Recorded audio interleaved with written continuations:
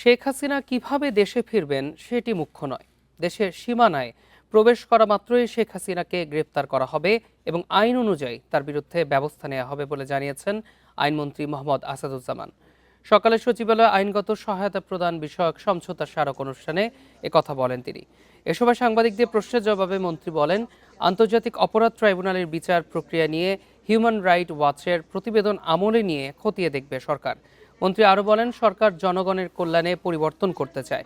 এ সময় বাগেরহাটের মিরাজ শেখকে গুমের অভিযোগের তদন্ত হবে ও তার পরিবারকে আইনি সহায়তা দেওয়া হবে বলেও জানান তিনি।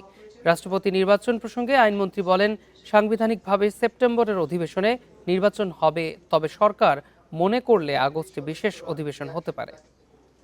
রেইনবো অ্যাক্রোপ্লাস্টে অ্যাক্রিলিক এমালশন থাকায় মুছে ফেলা যায় যে কোনো দাগ সহজেই। Rainbow Paints. 4.5 মিলিয়ন মামলা পেন্ডিং বিভিন্ন আদালতে।